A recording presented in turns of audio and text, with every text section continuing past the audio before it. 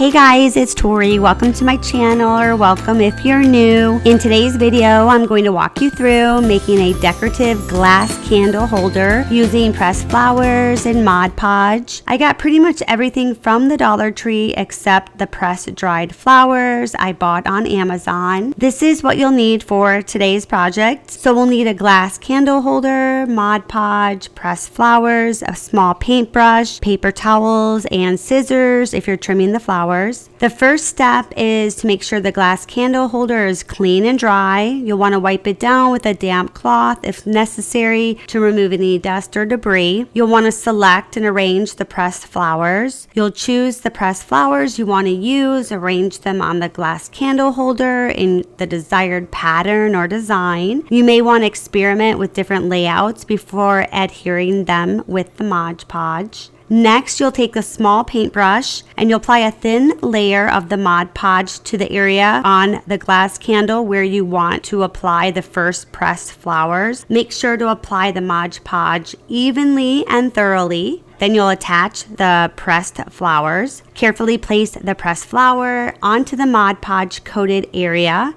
Press down gently to ensure good adhesion. If necessary, you can use the paintbrush to adjust the position of the flower. Once the flower is in place, you'll apply another thin layer of Mod Podge over the top of the flower. This will seal it into place and protect it. Make sure to cover the entire surface of the flower with the Mod Podge to prevent any edges from lifting, and then you'll just repeat the process. Continue adding pressed flowers one at a time, applying Mod Podge underneath and on top of each flower as you go. Take your time to ensure the flower is securely attached and sealed. Once I applied all the flowers, I went back and I tried to smooth out any residual Mod Podge with my fingers, wearing gloves of course, and then you just let it dry. You allow the Mod Podge to dry completely, and this usually takes a few hours, but it's best to let it dry overnight to ensure that it's fully set. You'll also want to be careful you're not touching the glass too much because you don't want to put fingerprints over the Mod Podge. And if desired, you can always apply additional coats of Mod Podge over the entire surface of the candle holder once its initial layer has dried. This will actually provide extra protection and durability. And you can also trim any excess flowers. If you have any that are going to be on the edge of the glass candle, you can trim them carefully with scissors